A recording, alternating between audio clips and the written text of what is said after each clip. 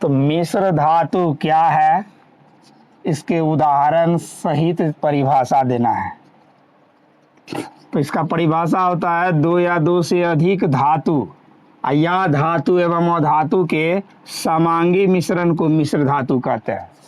तो कहने का तात्पर्य हो गया कि मिश्र धातु एक ऐसा पदार्थ है जिसमें कि या तो 2, 3, 4, 5 धातु को मिला सकते हैं या नहीं तो एक धातु के साथ अन्य कोई अधातु भी मिल जाए तो वह भी क्या कहलाएगा, पदार्थ मिश्र धातु कहलाता है।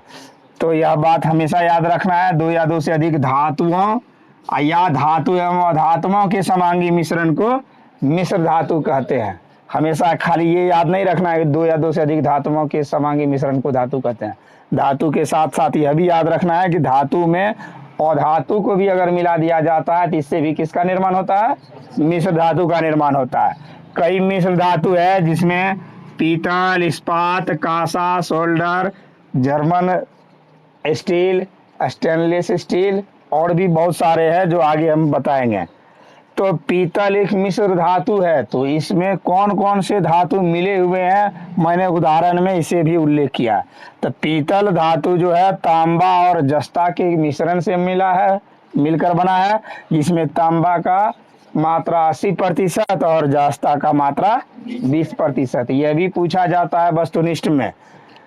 इस्पात लोहे और कार्बन के मिश्रण से मिलकर बना है, तो लोहा धातु है और कार्बन अधातु है। तो हमने बताया था ना कि धातु और अधातु के भी मिश्रण हो सकते हैं। तो लोहा और कार्बन के मिश्र धातु को ही हम लोग इस्पात धातु कहते हैं। क्या बोलेंगे, इस्पात धातु, जिसमें लोहा 98.5% और कार्बन 1.5% मौजूद होते हैं। उसके बाद कांसा जो हम लोग घर में बर्तन के रूप में यूज करते हैं, यह कांसा भी मिश्र धातु है। किसका मिश्र धातु है, तो तांबा और टीन का। इसमें 88% तांबा और 12% टीन मिले होते हैं।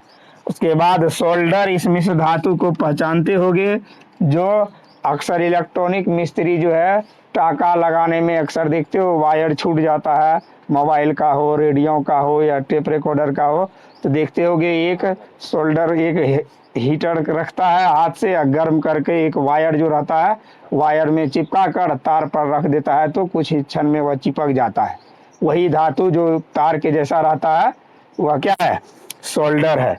इसका उपयोग बर्तन को भी या कोई भी चीज़, कोई भी धातु जो है खंडित हो जाता है तो उसको जोड़ने में, या इसको स्पष्ट रूप से ग्रिल दुकान पर देख सकते हो।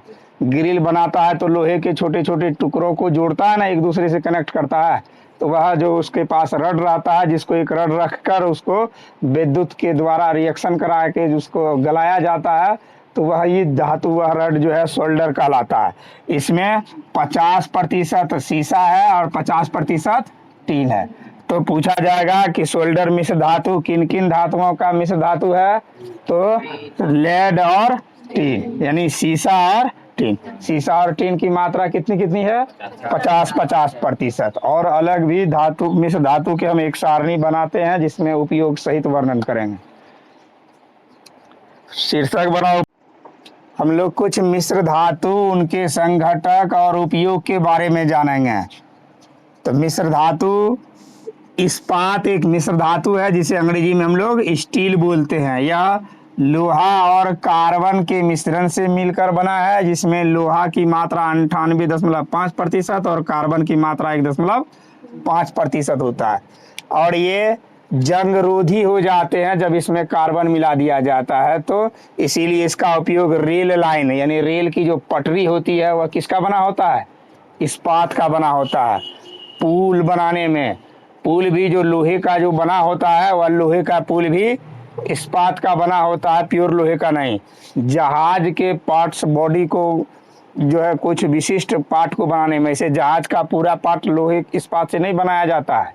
इसके लिए एक अलग धातु आता है, मिश्र धातु ड्यूरेलियम, जो काफ़ी हल्के होते हैं, जो एल्युमिनियम का मिश्रण का बना होता है। लेकिन जो मजबूती वाला पार्ट होता है विशिष्ट रूप से, उसका भी उपयोग इस्पात के रूप में किया जाता है जहाज के पार्ट्स को बनाने में। भवनों के निर्माण में मकान को जो हम लोग देखते हो नींव डालते हैं, पिलर डालते हैं, तो पिलर में जो छड़ होता है, एक अच्छे क्वालिटी का अगर छड़ खरीदोगे, जैसे ट्रिस्को कंपनी का छड़ है ना, मोंगिया का छड़ है, ये सब जैसे ही ब्रांड अच्छे कंपनी को चूज करोगे तो उसमें इस्पात की मात्रा, यानी वह इस्पात का बना होगा जो ज़्यादा मजबूती प्रदान करता है, जिसमें लंबे समय तक जंग नहीं लगते हैं, मकान मजबूती के साथ खड़ा रहता है। तो भवनों के निर्माण में भी, यातायात के साधन के निर्माण में, यानी यातायात के साधन के अंतर्गत बस, ट्रक, कार, साइकिल, मोटरसाइकिल सभी आते हैं। इसके भी ढांचा या पार्ट्स के निर्माण में इस्पात का उपयोग किया जाता है। दूसरा हम लोग जानेंगे जंगरोधी स्टील, यानी स्टेनलेस स्टील उसे बोला जाता है अंग्रेजी में। स्टेनलेस स्टील लोहा 73%, निकेल 8%, कार्बन 18%, ये क्रोमियम 18% और कार्बन 1% के संयोग से मिलकर बना है। इसका भी उपयोग मोटर गाड़ी बनाने में, मोटर गाड़ी का ढांचा या उसके पार्ट्स में, साइकिल के पार्ट्स बनाने में, रसोई घर के बर्तन में, चाकू, छुरी, ब्लेड, कैंची, सर्जिकल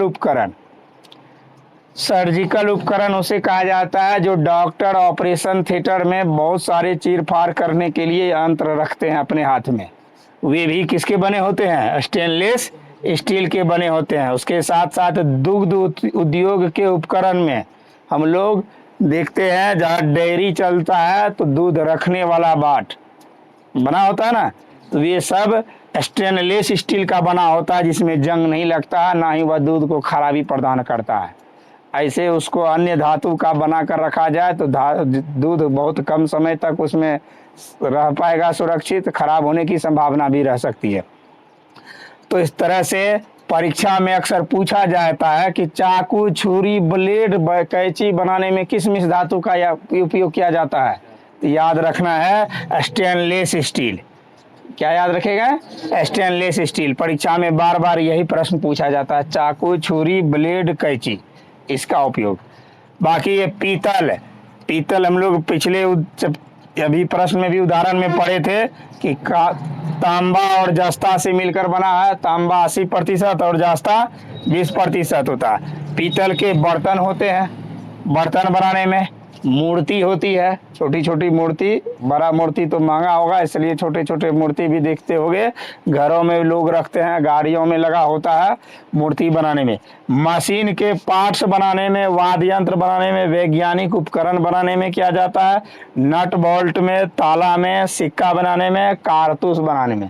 कारतूस बुझते ही होंगे, यह जो होता है गोली जिसको बोलते हैं, जैसे बंदूक में जो गोली छोड़ने के लिए बनाया जाता है, तो उसका ऊपर वाला कवर कहलाता है कारतूस, जिसमें कि बारूद भरा होता है। तो उसको बनाने में भी पीतल का उपयोग किया जाता है। आगे बढ़ते हैं चौथे मिश्र धातु के रूप में। तो मिश्र धातु मैग्नीशियम भी मिश्र धातु है, जो अल्युमिनियम 80% और मैग्नीशियम 20% के संयोग से मिलकर बना होता है। ये मिश्र धातु काफ़ी हल्के होते हैं, इसीलिए इसका भी उपयोग हल्के औजार, तराजू, मशीन के पार्ट्स आदि बनाने में किया जाता है। पांचवा मिश्र धातु है ड्यूरेलुमीन। यह सबसे हल्का मिश्र धातु है ड्यूरेलुमीन, जिसमें एल्युमिनियम 95%, कॉपर 4%, मैग्नीशियम 0.5 और मैग्नीज 0.5% होता है। बहुत हल्के होने के कारण हवाई जहाज का पूरा बॉडी जो होता है, स्ट्रक्चर बाहरी, ये इसी का बना होता है, ड्यूरेलुमीन मिश्र धातु का। प्रेशर कुकर, ये हम लोग महंगे प्रेशर कुकर खरीदते हैं, जैसे यूनाइटेड का, हॉकिंस का, ये सब बना होता है ड्यूरेलुमीन का। हल्के औजार, रसोई घर के बर्तन इत्यादि बनाने में भी उपयोग किया जाता है ड्यूरेलुमीन मिश्र धातु का। अगला मिश्र धातु है एल्युमिनियम ब्राज।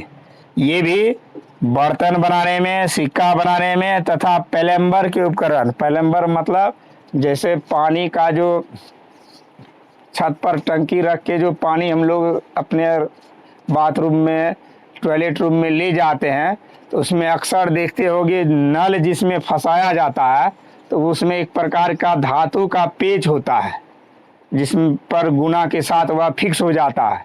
तो वह बना होता है किसका? एल्युमिनियम ब्राज का बना होता है, इसलिए लिखे हैं ये प्लम्बर के उपकरण में।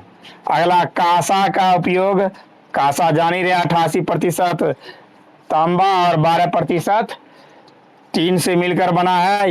इसका उपयोग भी बर्तन बनाने में, सिक्का बनाने में, मूर्ति बनाने में, जहाज के नोदक, मेडल आदि बनाने में।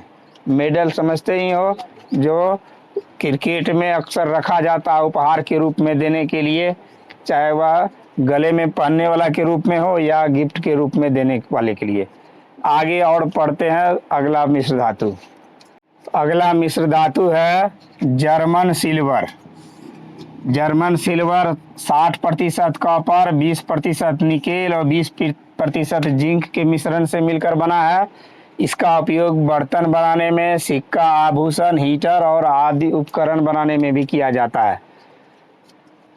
सोल्डर, जिसका दूसरा नाम टाका है, यह बहुत बार परीक्षा में पूछा गया है, याद रखना है। सीसा और टीन के मिश्र धातु का मिश्रण से बना है। इसमें 50% सीसा, 50% टीन मिले होते हैं। यह वेल्डिंग में किया जाता है। ग्रिल की दुकान में खिड़की, दरवाजा इत्यादि को जो बनाने के क्रम में ये प्रत्येक पार्ट को जोड़ा जाता है, तो वही वेल्डिंग के रूप में इसी शोल्डर का उपयोग किया जाता है। बर्तन में भी कभी कभी छिद्र हो जाते हैं, तो उसको भरने में या बर्तन को भी टाका लगाने में प्रयोग किया जाता है शोल्डर का। साथ ही साथ विद्युत तारों को वेल्डिंग करने में, हमने पिछले समय में अभी बताया कि इलेक्ट्रॉनिक सामान जब हमारा ख़राब हो जाता है, रेडियो हो, मोबाइल हो, तो दुकानदार के पास देखोगे एक सोल्डिंग मशीन होता है, जिसे गर्म करके सोल्डर का तार बना होता है, पिघला कर चिपका देता है, तो वायर आपस में कनेक्ट हो जाते हैं। इस तरह से सोल्डर धातु का उपयोग हमेशा एक दूसरे को कनेक्ट करने में, जोड़ने में किया जाता है, टाका लगाने में, इसीलिए इसका नाम दूसरा टाका मिश्र धातु भी है। तो मिश्र धातु के जितने भी महत्वपूर्ण थे सभी हम लोग पढ़ लिए।